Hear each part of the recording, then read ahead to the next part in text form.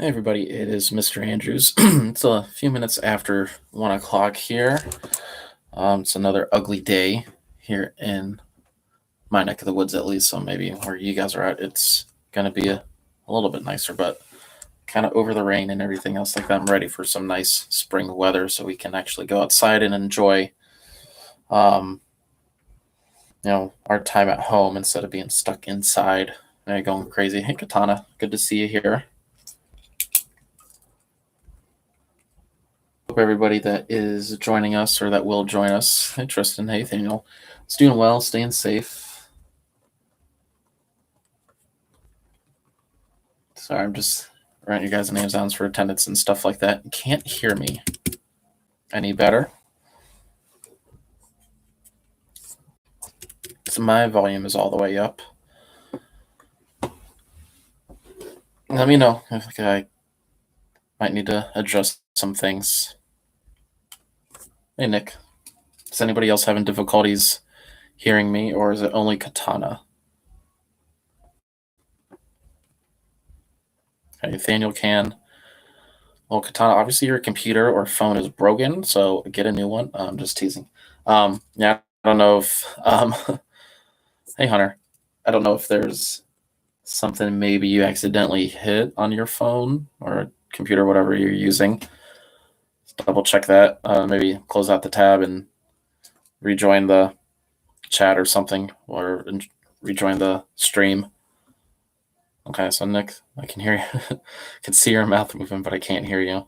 It's just like in class, right? No, I'm joking. Well, yeah. So Nick says he can hear me. Nathaniel says he can hear me. So I'm not exactly sure what's going on, Katana. Obviously, like Hunter said, check your volume. Maybe close. I don't know why I'm telling you this when you can't hear me, so I'll put it in the chat.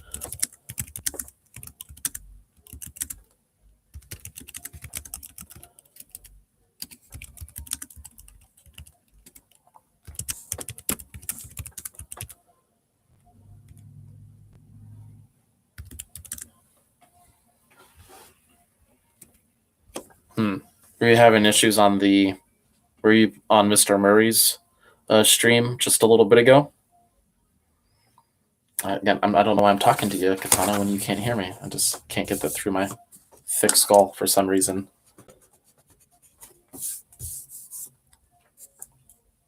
Tristan, yeah, maybe it's muted.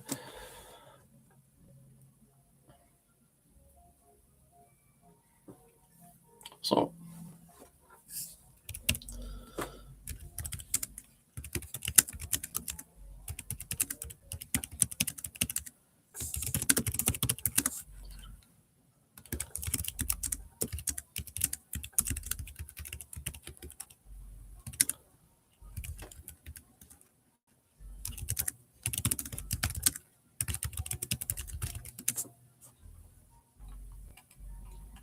So, for everybody else that's not named Katana, like I just put in the chat, we'll give it a couple minutes so way maybe we can get something figured out for her. But kind of like what I do for all these chats before we really get into the material and stuff. Just a quick recap of what we were looking at last week. Kind of went over the newest Blizzard bag as a whole, just kind of getting an idea of what the big picture is behind the next Blizzard bag packet. Hey, Jeremiah. It was those three main ideas of what it's going to focus on, that being checks and balances, the citizenship and the rights and responsibilities of citizens, and this whole idea on like origins and structure of government. So those are kind of the big three topics or the big three ideas for this next Blizzard bag packet. And again, I know it maybe seems like it's a very big packet. No, yeah, Nick, you can use the bathroom if you sign out. Yeah. This Blizzard bag maybe looks like a lot more work than the first one, but again, it's really covered through the end of the year. And since we will not be coming back to school, it goes through the end of May. About May 29th, I think, is the last day of the grading period or the last day of school officially. Obviously, eighth graders. Eighth graders are out maybe a couple days early normally. That's kind of how it goes. But this, takes you through the end of our school year. So that's why it looks like a lot more work, but it's nothing that you guys can't handle. It picks up very nicely from where the last Blizzard bag left off, looking at those three branches of government with the thanks, Hunter, for putting the sign out sheet in the chat. So again, we're looking at the three different branches of government with the legislative, executive, and judicial. And then last week, we really got into the checks and balances. You can hear now? Okay, that's good, Katana. So what I'm doing right now, Katana, is just kind of recapping last week. So we looked at assignments 1 and 2 from this Blizzard bag, that being the News ELA article on checks and balances, and then there was a Junior Scholastic handout with like the diagram or like the little chart that had the three different branches on different parts on the handout, and then all the arrows pointing to each branch to show how one branch checks the other and vice versa. And then you had some questions, I believe like 10 questions, to kind of analyze and interpret that chart and kind of really see how this whole idea of checks and balances really works in our government. So, that's what we did last week. We were able to knock out 2 of the 12 assignments. Yesterday for the 8th grade stream, where we had some good participation in the chat with a couple of our 8th graders. We were able to get through assignment number 3. What I told them is that like later on this week, by today or tomorrow, I'll upload a separate video that looks at assignment number 4, because the original plan, or the vision that I had for this, was to try to knock out 2 assignments per stream. Some assignments may take a little bit longer than the others, and that's kind of what happened yesterday. But the first assignment that we looked at yesterday was kind of the first of this new style of assignment. So I wanted to make sure everybody was on the same page and everybody understood it before we try to go through it kind of quickly.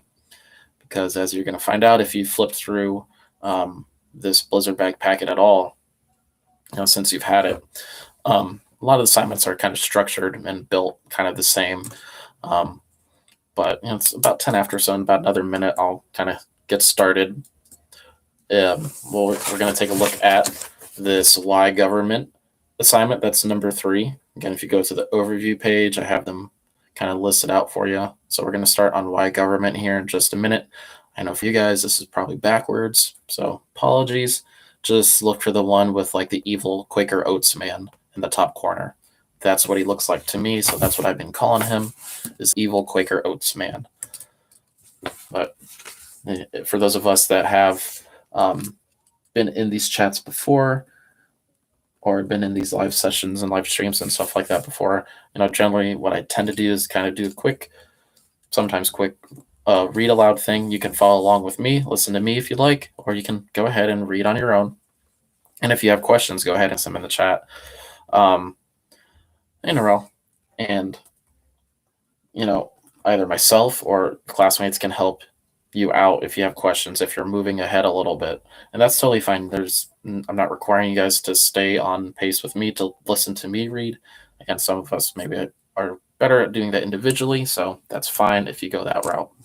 But what I try to do with these readings is just give a little bit more than everything that's like on the page, or try to expand and go into a little bit more detail on some of the main points. But Narelle, since you're just joining us, we're about to start assignment number 3, the Why Government assignment. So, it looks like this, Katana. Again, look for the evil Quaker Oats man in the top corner. It's called Why Government. I don't have each individual page numbered for the whole packet, and they kind of separate them into separate assignments. It says reading page 1 on the bottom. But this is really the kind of third assignment if you're doing it in order. So again, it looks like this for everybody. Again, if mine is backwards, apologies. But I'll do the reading. It's a couple pages, but nothing that you guys can't handle. And then there's a couple activities that follow along. And I'm going to go through these activities with you, just like we did with the 8th grade yesterday. But let's go ahead and get started. That way we can dedicate as much time as possible. If you got questions or anything, please let me know. So, why government? Says, nope, not the cartoon tiger, the other Hobbes. Obviously, a call out to Calvin and Hobbes. Maybe you are a fan of that little comic. It wasn't anything I ever got into, but anyway, we'll get to the reading. So Thomas Hobbes was an English scholar and philosopher. He was born in 1588 and later became a tutor to a very wealthy family. As a tutor, Hobbes had access to many books, traveled often, and met many important thinkers. Hobbes lived in Paris through the English Civil Wars and was interested in the nature of government. He wrote about many topics, including politics, geometry, physics, religion, and history. Hobbes was one of many scholars who tried to answer the question, why do we have government? Okay, and this is kind of the big focus for the next few assignments is kind of why does this, or what is the purpose, or why does this idea of government exist? Okay, so we went through our system of government with the checks and balances, the three branches, separation of powers. Okay, why did it come to be that way? So we're going back a little bit to this time where people like Thomas Hobbes and this gentleman John Locke we're going to read about in just a little bit really begin to question or think about these really kind of profound things that influence regular everyday people. We're going to see some obvious differences between Thomas Hobbes and John Locke in just a few minutes, but this time period is full of I like the emojis there. They're all very nice and applicable. It applies very well. This really interesting time period called the Enlightenment. This is something you guys will get into more so in high school. I think about freshman year or 10th grade, they always change it up, so I can't remember what year you guys do the Enlightenment, but it's early in high school. But it's this time where you have people like Hobbes, John Locke, and a lot of others that really think about the nature of people and kind of why government and the role of government exists, and what is government meant to do. And these people, we call them philosophers. If you think back to the ancient Greeks, we looked at this idea of philosophy. If you think back to your vocab for ancient Greek guys, or ancient Greece, and if you think about it, philosophy is the quest for knowledge and the study of life to kind of figure out really what is this meaning of life and what is kind of the purpose behind it. And that's what people like Hobbes and others are going to do. And Hobbes has a very interesting take on it, very different from a lot of people who consider themselves, or who we call, I guess, philosophers. So we'll start on the second section here. So poor, nasty, brutish, and short. So Hobbes saw humans as naturally selfish and quick to fight. He believed that before there were governments, people lived in a state of nature. And that's his big kind of idea here, this state of nature. So in a state of nature, everyone had a right to everything. In order to get what they wanted, people would always be at war with everyone else. Nobody would produce anything like inventions, art, or even crops or tools because they would be afraid of other people, or that other people would take them away. So, I guess Dimitri likes Thomas Hobbes. Hobbes didn't paint a very pretty picture of life without government. So really, Hobbes kind of viewed people as kind of wicked, as these violent, poor, nasty, brutish types, that were kind of only in it for themselves, and that in order to have anything done correctly, there needed to be a strong government. Okay?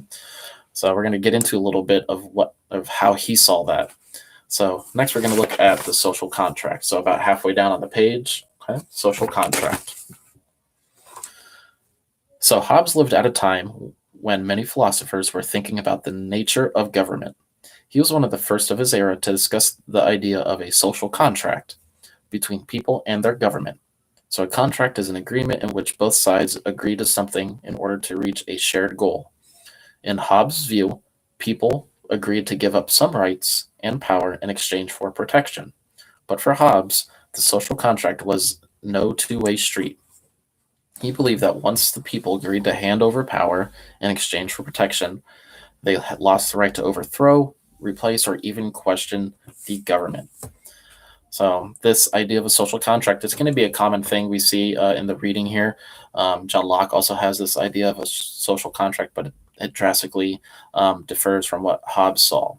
So according to Hobbes, in his writings and his ideology, that people give up some of their rights in exchange for protection. It kind of goes back to this idea of feudalism, that we were getting into before, the world went crazy with this global pandemic. And in this exchange between the kings of the time and the queens of the time, the people really had no authority or no power to try to question or replace, overthrow the government. That was what Hobbes saw, that people needed to be ruled, especially by a strong monarch or a king or queen. Okay, so Leviathan, getting close to the bottom of this reading on this first page. So Hobbes wrote a book called Leviathan to explain how he thought government should work. You can see the cover of the book just to the left. He wrote about the social contract, and he spent much of the book trying to show that a strong central authority was the only way to avoid the evils of war. Hobbes believed a single sovereign, meaning one ruler, should have total authority over the people. He believed in a monarchy led by a king. That's because he thought the government would work best if all the power rested in one place. No three branches for Hobbes. So yeah, you kind of see some of the differences here between Hobbes and some of the ideas in our government. So Hobbes was not a fan of this idea of separation of powers. He really believed that people needed to be ruled, and they should be ruled by one single person, especially a king, because if the power is rested in one person, it's not going to get questioned. It's not going to be limited or checked by anybody else. That way, decisions can get reached, things can be done in a orderly fashion. Because if people aren't going to be ruled, there's going to be chaos. There's going to be this conflict, this fighting over resources and supplies. So that's really why Hobbes, again, through his experiences, saw that a monarchy with a strong ruler like a king was the ideal or the best form of government. Otherwise, if they weren't going to be ruled, you're absolutely right, Katana, there would be anarchy. And that's, the absence of any kind of government or authority. So we're looking at the very bottom of this section here. It says monarchy, not democracy. So many political thinkers, including America's founding fathers, built on Hobbes' idea, especially the idea of the social contract. So even though how Hobbes saw the world or saw people as kind of naturally wicked and violent, he does have this idea of a social contract, this agreement between citizens and a government. And that, like I said before, that's going to be shared by other philosophers or other thinkers of the time. But people like John Locke and Jean-Jacques Rousseau changed the focus from monarchy to democracy. So power with the people, again, going back to the ancient Greeks, early on the Romans before they transitioned into empire. So power with the people instead of a sovereign. So people like John Locke and Jean-Jacques Rousseau and many others that you guys will hear about in high school, they are in favor of a republic or a democracy where people have representation and people have a voice. Because my favorite movie, Breakfast Club, nice. Well, of course, yours is. Obviously, with Hobbes, he thought a king was best. So that's a big divide between Hobbes and a lot of other thinkers during this time. So they began to see that people have rights and must be protected even from government. And our founding fathers, who helped create the Constitution and write some really important things to American history, like the Declaration of Independence, and really help get our government going, they're really going to plagiarize for the most part, or be heavily inspired and influenced by a lot of these Enlightenment thinkers, especially John Locke. All right, so we're going to go ahead and flip to the second page of the reading. Okay, looks like this. So it still says why government at the top. Another picture. Kind of looks like the guy that's on the $20 bill almost, but it's not. So that first part of the reading focused specifically on John Locke and how he saw people and what his vision or what his understanding of a strong government would be. And we're going to see how that's different from what John Locke says. These are two of the most notable people of this time during the Enlightenment, and these individuals are going to be very influential to our founding fathers. So let's see what Locke has to say kind of in response to Thomas Hobbes. So a man with many hats. So John Locke was born in England in 1632 at about the same time that Hobbes was about to begin his life's work as a philosopher. So Hobbes considered Locke considered becoming a minister, started his career as a doctor, but ended up as a philosopher and political scientist. And you can see that's what I mean, many hats. He wanted to start with this thing, then he changed into this other profession, and then changed once more. So he was a very well-rounded individual with kind of many ideas. Um, he had many interests and produced a number of writings that influenced future leaders. One of those leaders was Thomas Jefferson, who helped America gain independence from Britain nearly 150 years after Locke was born. Jefferson studied Locke's writings, and Locke's ideas show up in our own Constitution. Yeah, and this is very true. Thomas Jefferson, again, who's probably one of the United States' most kind of well-known writers and thinkers during this time, is heavily influenced by John Locke and many others, but kind of most notably John Locke.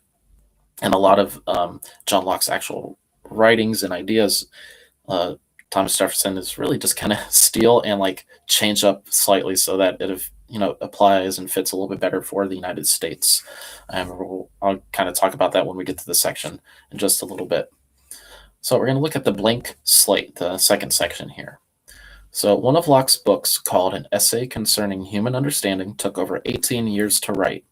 So in it, he says that people are born with a mind like a tabula rasa, which means a blank slate or page. And look through the picture just to the left. So during life, the blank slate gets filled up with the things a person experiences with the five senses. He said people learn and develop differently because they are exposed to different things. The one thing people have in common is that they are human and share a human nature that is the same for all people everywhere. So really, it's like this kind of clay that is going to be molded, or this really blank slate, this open page that is going to be filled as people continue to live their lives. It's going to change and affect their perspective, their outlook on things, and that's why people are different, obviously. So if you look at this at a very kind of fundamental or basic level, it makes a lot of sense. Could have siblings or maybe even twins, for example, who kind of look maybe exactly the same, but as life goes along for them, they're going to have very different experiences and they're going to be totally different people. So natural rights, and this is one of the key things that Locke is known for, and one of the things that is really influential to Thomas Jefferson. So natural rights. So Locke imagined a set of natural rights that human beings share. These are the right to life, liberty, and property. So life refers to the fact that people want to live and will fight to survive. Liberty means that people want to be as free as possible to make their own decisions, and property represents the fact that people want to own things that help them survive, such as land, food, and tools. So Locke believed these rights aren't given to the people, but they are born with them. So people have asked me if my siblings are. I'm not surprised. Everybody keeps saying that our twins look like they're identical, but they're not. They may look similar, but they're not identical. So this is a big fundamental difference, that Locke kind of came up with really how others kind of saw these ideas, or what rights people should have. Life, liberty, and property. That people are born with these. Just the fact that you're born, you automatically have the right to life, liberty, and property, according to Locke. It wasn't something that you're just kind of given, or something that that the government doesn't give to you, but you have it naturally.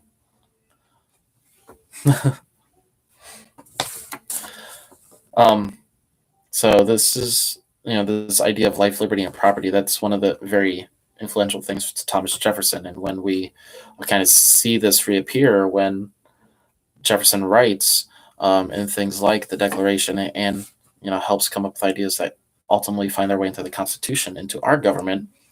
Some of the founding words that people have a right to life, liberty, and the pursuit of happiness. That's how Jefferson saw it. Again, he took kind of the first two ideas from Locke, but then changed it for America so that it applied it a little bit more for us, and that maybe through happiness people could get these things, could get the property. But again, the founding fathers, Jefferson, Madison, many others, were very influenced by people like John Locke and others that we won't necessarily read a whole lot about, but you guys will get more in depth in high school and stuff. So this all boils down to the question, why do we need a government? That's going to be the section we're going to pick up. So we're almost done with the second page of the reading here. So why do we need a government? So Locke also wondered what life would be like if people didn't have a government. Like Hobbes, he believed this would lead to a state of nature with no rules, no one in charge, and no way for people to protect their natural rights. If you don't have a sort of government or any kind of government type, according to both Hobbes and Locke, there's going to be chaos, there's going to be anarchy, there's going to be conflict. So he believed the purpose of the government is to end the state of nature and give people certain protections. And this is really where Locke and Hobbes differ. So Hobbes, really believed that they needed a strong central government with a monarch, one person in charge. Locke kind of sees that differently. He says that that government should protect people's natural rights. And his idea of government, we're going to see, is more of a republic or more of this democratic form of government. So he believed the purpose of government is to end the state of nature and give people certain protections. But Locke also believed that government should protect people's natural rights, not necessarily take them away. Social contract. So again, this idea of an agreement between citizens and the people, between the people and the government. So we're on the last section here. So Locke believed a government can only be legitimate or valid if it is based on a social contract with citizens. For Locke, the social contract between a government and its people worked both ways. The people agree to give up some freedoms, but only if the government agrees to protect everyone's rights. If the government fails to deliver, the people have the right to revolt, and they give the example like the colonists did during the American Revolution. This two-way exchange between citizens and government was very different from Hobbes' view. And they give the example of the American Revolution. That's what 8th grade kind of wrapped up, and before our break here, and it was really because of the lack of kind of respect and representation that the colonists were feeling in terms of the English government, and especially with King George III.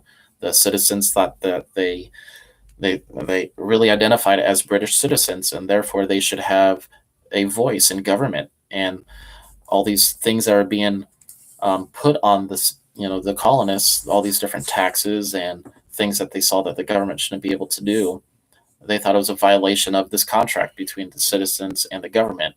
And they thought, if we're not being heard, if we're not being respected, we have the right to try to change our government and maybe start our own government. And that's really kind of what was the cause of the American Revolution.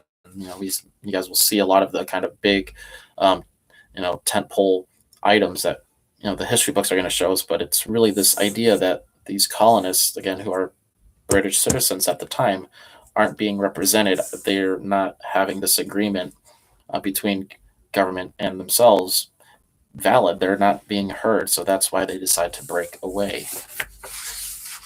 Okay, so that was the two readings on Locke and Hobbes.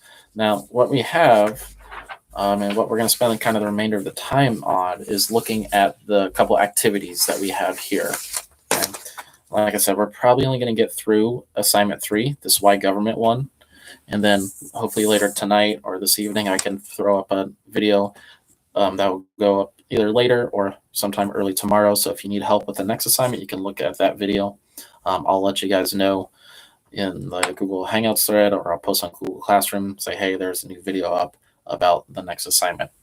But I want to make sure we kind of are on the same page. We understand how to approach this style of assignment, because it's a little bit different than what we normally do.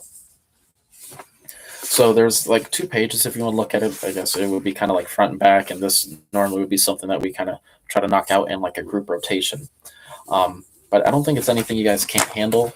Again, I did some of it yesterday with the 8th grade. I was going to finish it up a little bit with you guys today. That way I can help out the 6th grade a little bit more. So if you look at the activities part for the why government, it's part A, sketch it out. B, a Venn diagram. C, what's the connection? And D, agree or disagree. So I'm going to spend a little bit of time on each, kind of give some clues or hints a little bit. I'm not going to complete everything for you guys, but I can answer any questions that you guys have. Please ask in the chat. Help each other out. I can help you out the best that I can here. And then that should take us till about 2 o'clock. So any questions before we get going?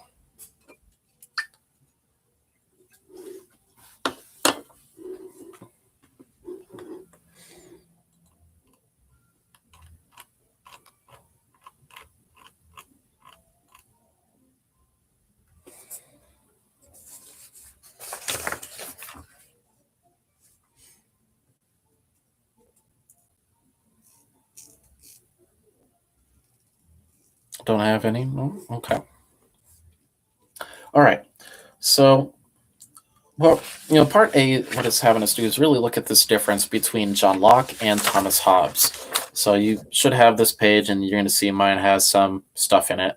But you see, 6 different boxes, 3 for Hobbes and 3 for John Locke. And we're going to see how they differ on these 3 kind of big ideas of this state of nature idea, that both have, that they both share, Hobbes and Locke, this idea of a social contract between government and the people. And the last one, this idea of a form of government, or what differs there, what is different between those 2. So it's the directions are having us say, use words and images to create cartoons showing big ideas of Hobbes and Locke. And, when it's saying like sketch it out or draw, stick figures are fine. I know some of us are more artistically gifted than others. I'm doing this along with you guys, so I am doing some very basic stick figures, as you can see here, and I'll kind of go into more detail about what my words here say. But if you're gonna show this, if you're gonna use the words, keep them to kind of like phrases or like short, 2-3 words. It doesn't need to be like full-on paragraphs or sentences. Really, just kind of the key ideas, key words to kind of help define what each person is thinking about, whether it's for Thomas Hobbes or whether it's for John Locke. So the approach that we took yesterday with 8th grade, and again, you don't need to do it this way, but this is kind of what we kind of worked on, and it's turned out to be kind of the best for us. So if you can, keep the reading open so you can see it. You can always pull it up on Google Classroom. If you remember, I posted this as a copy of the Blizzard bag on Google Classroom. So if you need to have it up so you can read it there, then work on the assignment on a desk or table or something, that'd be great. So both Hobbes and Locke talked about the state of nature. That's something they both agreed on. Okay. So, but we're looking at this first section here. So the state of nature.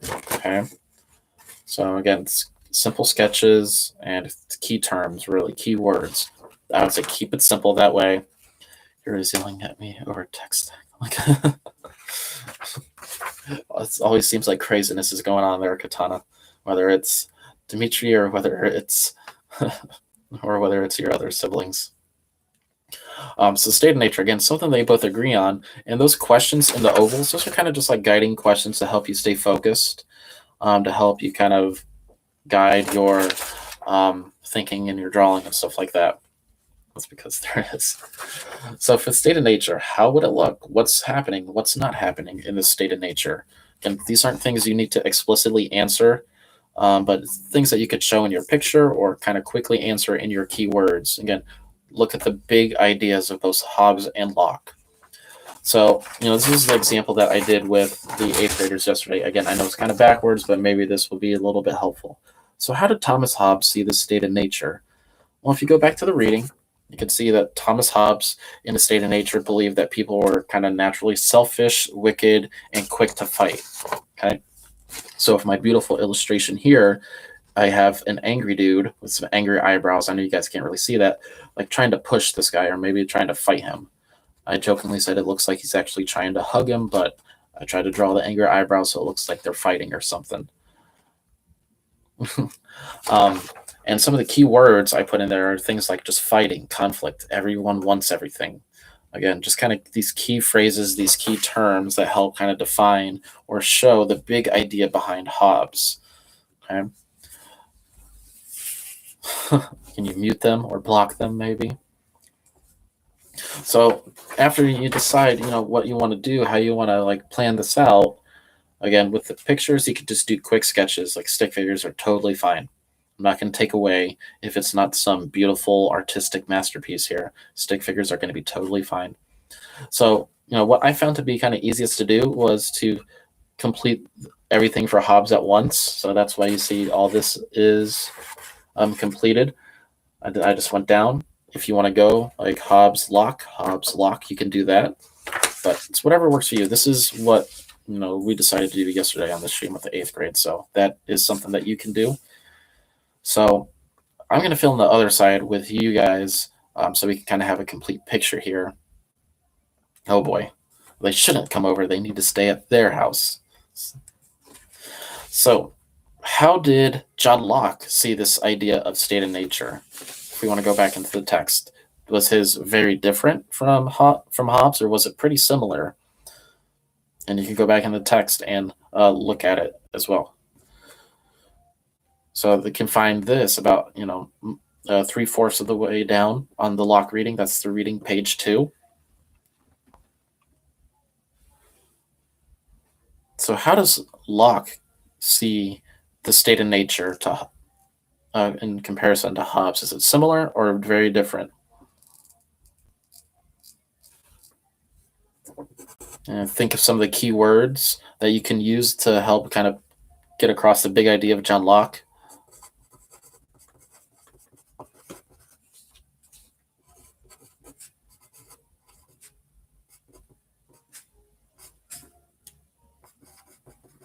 So as you guys are maybe thinking about that, I'm kind of working on my own little sketch and completion of this first box here.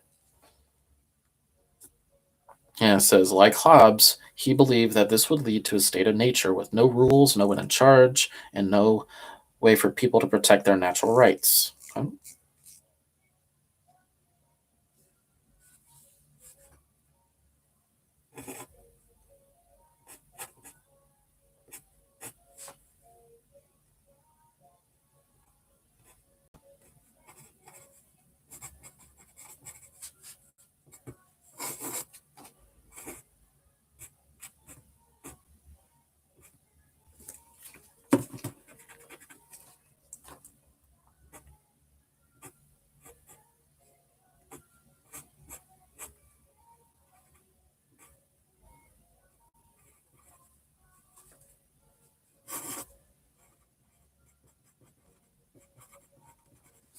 Again, very basic sketches and stuff here. But for John Locke, he kind of sees this idea of a state of nature in the same way that Hobbes does. So, the big thing for Locke is that in a state of nature, people are going to, again, be kind of reckless. There's going to be no one in charge, no rules, and especially there's no protection of people's natural rights, no protection of life, liberty, or property. And in my, again, glorious picture drawing here, I have this dude saying, like chasing this dude. It says, gotta run. So, again, the pictures don't need to be all that detailed. Something like this was fine. But really, we just want to get across what the big idea for each person is. Okay? So, as we kind of move on down for social contract, who is involved or what is being exchanged here? So, what I did for Hobbes, again, and I did this, that people are, give up some rights for protection. And so in my drawing here, I have a person giving the king, again, just drew a king stick figure with a crown on his head. It's saying rights, pretty much, just like offering their rights up on a silver platter almost. And I'm not writing full-on complete sentences or having small paragraphs here. I'm just using some key phrases to kind of help get the big idea, the big point across. So for Locke, this idea of a social contract, again, I'm just going back to the text. Social contract, that is here at the bottom for the John Locke section. So it talks about Locke believed government can only be legitimate if it is based on the social contract with citizens. Social contract between government and its people work both ways. The people agree to give up some freedoms, but only if the government agrees to protect everyone's rights, especially those natural rights, life, liberty, and property. So that is where Locke and Hobbes are different. Hobbes saw that people give up their rights to the king and cannot then kind of change or try to overthrow or rebel against the government if their rights aren't being protected. He thought that the king and monarch knows absolute best, and that the people didn't. So again, what I'm going to do, I'm going to take a minute here to kind of sketch this out. I might do something similar to the little picture that they have here, and that's fine. You could show people drawing, like shaking hands. So this idea of rights. So we'll say, give up some rights for protection of life, liberty, and property.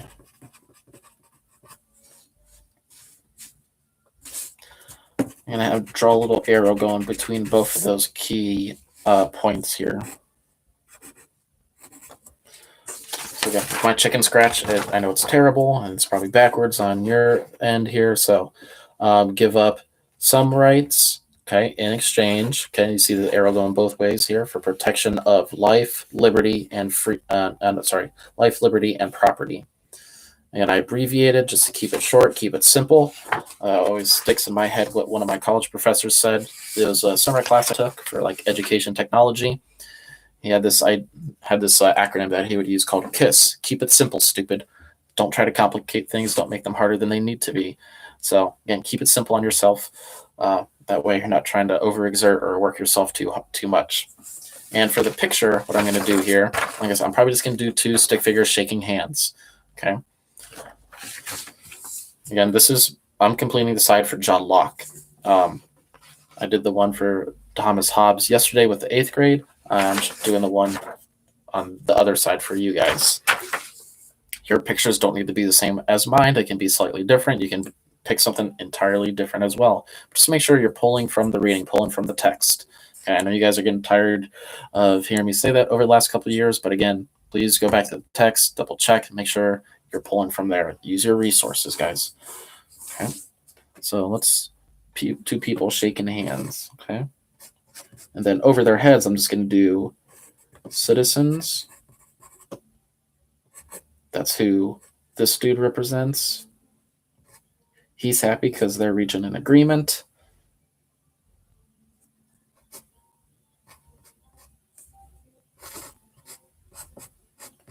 Oops.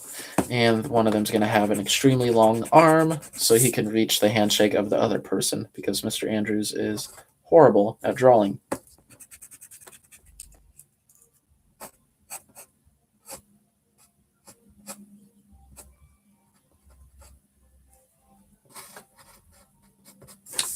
Okay. So again, for my picture, it's awful. I know. Sorry. So we got citizens or the people here. Okay? And it looks like what I meant to portray is that he's shaking hands with this person representing the government. Again, they have a nice kind of example here in the reading that you can pull from. Okay, 2 people shaking hands, one representing the government, the other representing the people. And that's the idea of the social contract, according to John Locke, is that people are willing to give up some of their rights, okay, in exchange for protection of kind of their natural rights, things like life, liberty, property. All right. So for the last one, government. How do Hobbes and Locke differ, or how are they different in terms of what they think is the ideal form of government?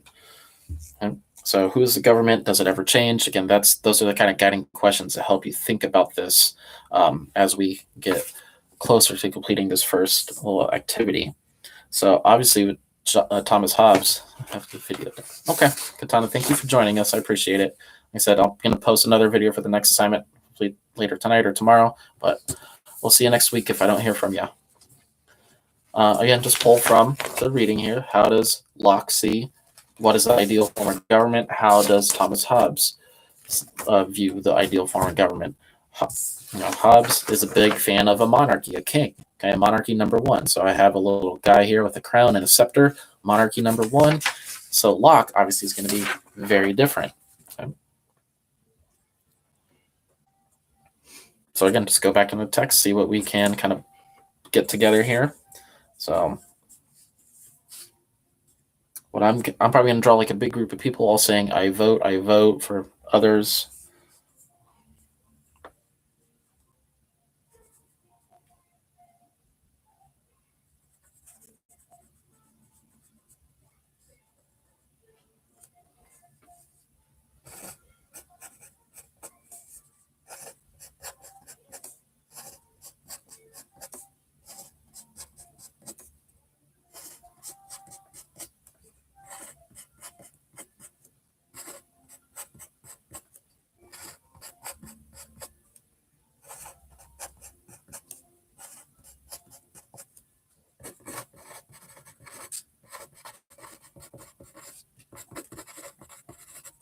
So kind of what I have here is just a big group of people. It says democratic form. I'll add of government. So anything like a democracy or a republic or kind of a representative democracy where people can vote on for somebody else to represent like a larger group of people. What we do here in the United States, like we talked about in our legislative branch, each state has 2 senators, that represent people or the people of that state in the Senate. And then in the House of Representatives, which is based on the population or the number of people that live in your state, here in Summit County or in this district, we have a specific representative. Okay? So some of them are going to say on my drawing here is that people are voting for person A or person B because it's a democratic form of government.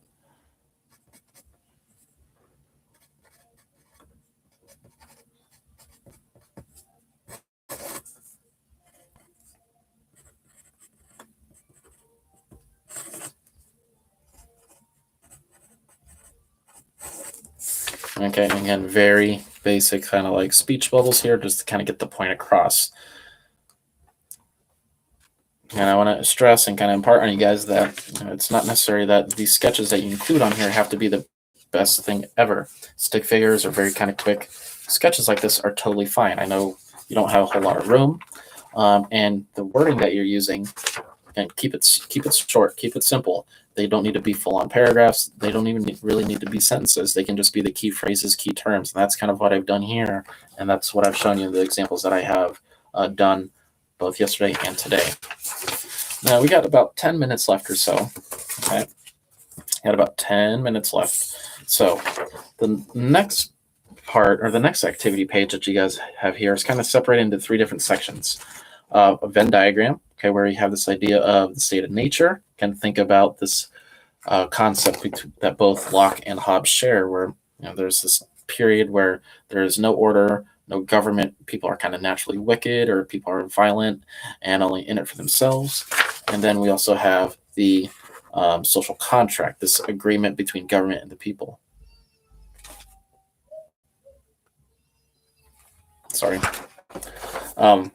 You have 10 little options here, 10 terms. So put the number of the word in the right category. Again, you don't need to write the entire thing. You just need to put the number, okay? And kind of to help you out, what I told 8th grade, I'll do the same for you.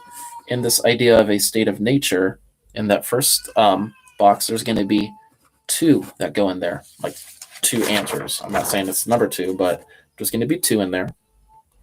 In the social contract part, there's going to be a total of 4. Okay. So there's going to be 4 there. Okay. And in the middle, where they both kind of share some options or answers, there's going to be 4 as well. Okay. So that's how they're divided. So there's going to be 2 numbers put in this first section, 4 numbers in this middle part that they both share, and 4 in the bottom here. And I'll walk through like maybe 2 of them with you, or maybe 1 for each, kind of help you get started. So let's say for number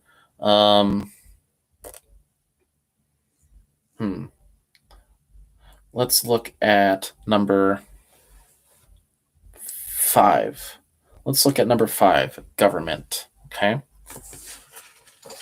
So let's look at number 5, where it says government. Would that be something that is just in the state of nature, something that's just in the social contract, or something that is shared by both? Well, if you think back to the reading, both Hobbes and Locke agree that there is this state of nature, okay, this crazy time where people aren't being led by a government. So there's no government in a state of nature. There is a type of government or some form of it in a social contract. So we would have number 5 in the social contract part. Okay. So now there's only 3 more in here. So cross them off as you go. All right. What about, let's say, no laws for number 6. Okay.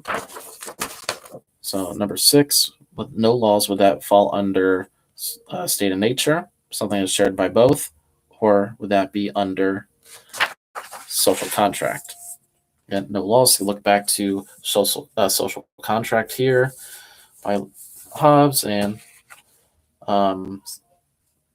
social contract. See if that's something that's shared. Locke, no. State of nature, maybe. No rules, no one in charge. According to Locke, no rules in state of nature. Had a right to everything. They got what they wanted. People always be at war. Nobody produced anything. Yeah. So this idea of no laws, that would fall easily under this idea of a state of nature, because people are at their kind of base natural instincts where it's me. Okay, and I'm only concerned with what's in it for me. There is no government. Okay, and then we'll look at one more. Okay, we'll try to find another one here. So we have 5 and 6 kind of organized and separated out. Okay, and what is maybe one that they share? Okay. Let's see, I'm trying to find a good one.